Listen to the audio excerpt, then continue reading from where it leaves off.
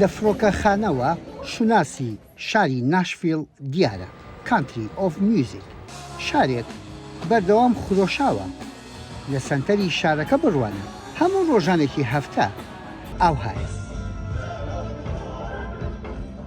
ئەگەر نازناوە دیارەکەی ناشڤیل کانتری ئۆف میوزیک بێت ئەوە لای کوردەکان نازناوێکی تریشی هەیە ئەلیتڵ کوردستان کوردستانێکی بچووک با بزانین بۆچی کوردستانێکی بچووک بێت وەرن با پێتان نیشان بدەم. باسوخواستی کوردان لەم شارەی پایتەختی تێنسی پڕە لە دەردی دڵ و دووری لە نیشتیمان و هیوا و خواست. Kurd without a homeland, a land in which I have not seen.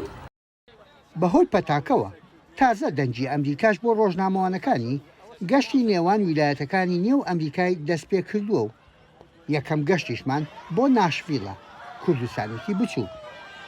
کورد لە شاری ناشڤیل بە سێ قۆناغ هاتوون لە ساڵی 1975 کۆمەڵێک و لە دوای 1970 کۆمەڵێکی دی و لە ساڵی 1991 بەشە زۆرەکەی کورد لەم شارە گیرساونەتەوە. ئەمە سەیرانێکی بە کۆمەڵە کە سەنتەری سەلاحەدین ڕێکی خستووە بۆ ڕەوەندی کورد لە شاری ناشڤیل. گەشتێک دوای کۆرۆناڤایرۆس خواردنی کەیبانوەکانی کورد کۆبوونەوەیەکی خێزانی و کەشێکی کۆمەڵایەتی بۆ منداڵەکانیش ڕۆژەکە هەر لە جەژنە چوو. بۆی ئاڵای کوردستانم لەسەر ڕوومەتم کێشاوە بۆ ئەوی وڵاتەکەم نیشان بدەم.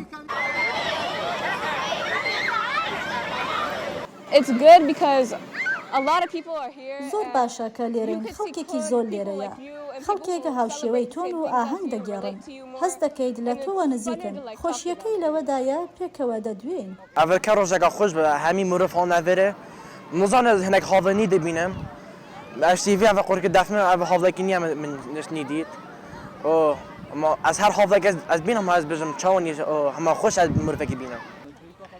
بەپێی ئامارە نافەرمیەکان کورد لە شاری ناشڤیل نزیکەی 20,000 کەسە بەڵام لە نێو ئەم سەیرانە و وتە و ڕازی منداڵەکان کەمیان بە کوردی دەدوێن و دەخوازن فێرگەیشی کوردیشیان هەبێت کە نیانە.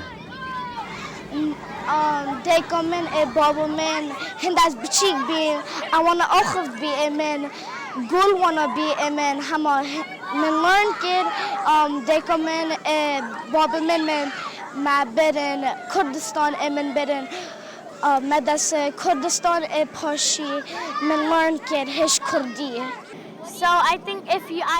لەو باوەڕەدام ئەگەر بچم بۆ قوتابخانەی کوردی و ماوەیەکی زۆر بەردەوام بم کوردیەکەم باشتر دەبێت. من ناتوانم بە کوردی بگوێم جاران دەمزانی و ئێستا لە بیرم چووەتەوە پلانم هەیە لە داهاتوودا بچمە خوێندنی کوردی تا کوردی فێر ببمەوە. ناتوانم بە کوردی بدوێم حەز ناکەم قسەی پێ بگەم لەبەرەوەی کە زۆر ئینگلیزی نازانم زیاتر بە ئینگلیزی قسە دەکەم تا فێر ببم. ژیان لە ئەمریکا بۆ خێزانەکان وەک هەر شوێنێکی تری دەرەوەی هەرێمی کوردستان ئاستەنجی خۆی هەیە. ئێدی لە هەر شوێبێ ئەرکی دایک قورسترە.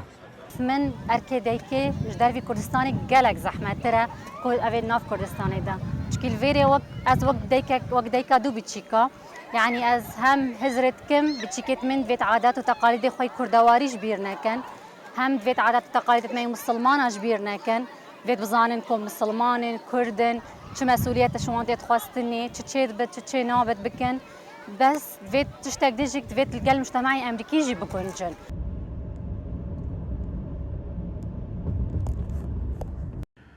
کوردەکان لە ناشڤیل کارداری زۆریان هەیە و خاوەنی بزنسی خۆیانن. بازارگەکانی کورد پڕن لەو پێداویستیانەی سفرەوخوانی ماڵە کوردەکان دەیخوازن. خاوەنی ئەم بازارگەیە دوای خواستێکی خۆشی کەوتووە.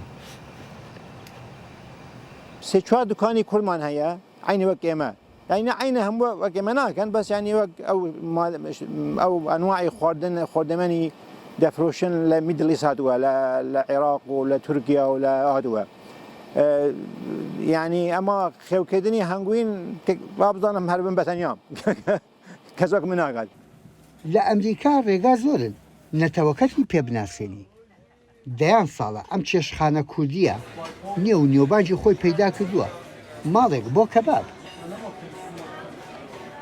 I've been in business for 22 years, serving Kurdish food. بۆ ماوەی 22 ساڵان چێشخانەم هەیە لە ناشڤیل خواردنی کوردی دەفرۆشم لە ڕێگەی خستنەڕووی خواردنی کوردەواری نوێنەراتی کولتورەکەمان دەکەین خەڵکی بەیانی بە نەتەوەکەمان ئاشنا دەکەین خەڵکی جیاوازیش دێن و دەیانەوێت زیاتر لەبارەی کوردستانەوە بزانن.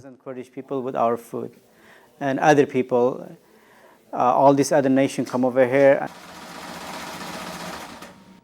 خۆ بە تەنها خواردن ئەو کارە ناکات. ببینە ئەم خانمە و دەست و پەنجەی مەکینەی درومانەکەی سەردەرکردن لەو هەموو شێوازەی جلوبەرجی کوردی ژنان و هێشتنەوەی بەشێک لە کەلتور.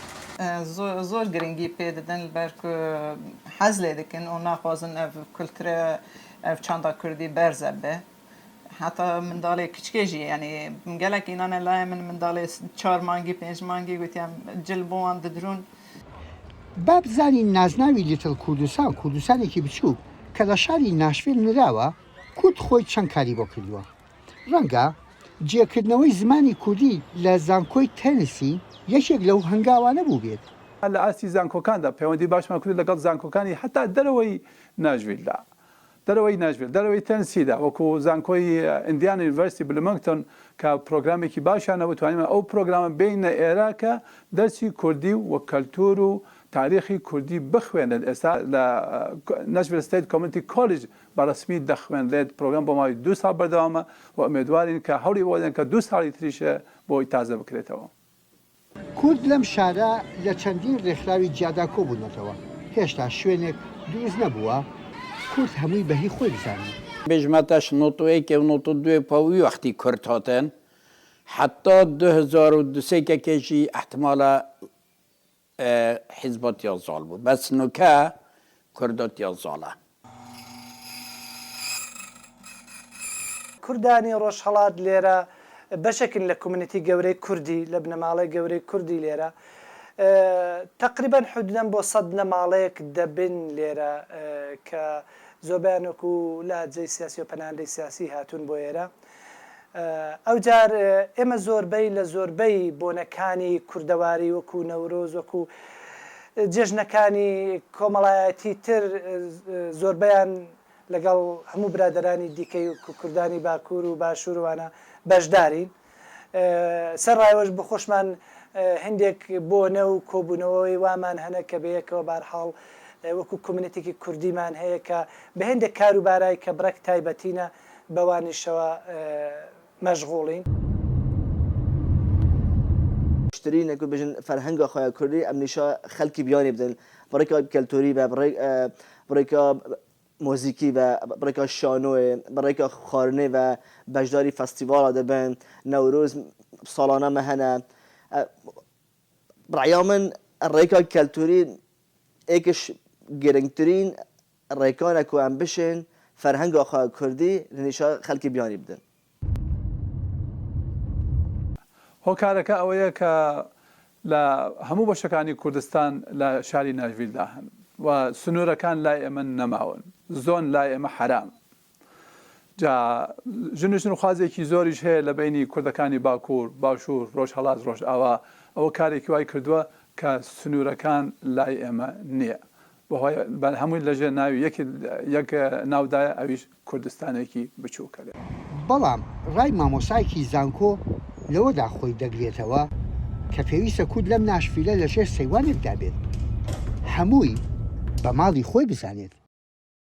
مخابن لە ناشڤیل لە ڕووی چلۆنایەتی تۆ تەماشا بکە تا ئێستا ئێمە مەڵبەندێکمان نییە کە زۆرینەی کورد ئەو مەڵبەندە بەهی خۆی بزانێتن و سەردانی بکاتن و لەوێ بۆنە کۆمەڵایەتیەکان بۆنە نەتەوەییەکان بکاتەوە لەوێن دەرێ زەوینە سازی وکا بۆ ئەو گەنجانەی لێرە گەورە بووینە لێرە پێدەگەن ئەوانەی تر کە خەریکن پێدەگەن جێگەیەکیان هەبیتن کە بەهی خۆیان بزانن وەکو مەڵبەندێکی کوردی شتانە لێرە نییە. هەتا ئێستاکە جالیەی کوردی لێرە لە ناشویل لە ناوە خۆی دابەشە. ئەمریکا بۆ خۆی وڵاتێکە پڕیەتی لەدەتەوە و ئاینیجا وڵاتەکەش حەزی بۆ هەمەڕەنجیەیە ناخوازێ مرۆڤەکان شناسی خۆیان داماڵن و شوێنیە کەلتور بکەون. یحیا بەرزنجی دانجی ئەمریکا شاری ناشڤیل ویلایەتی تەنسی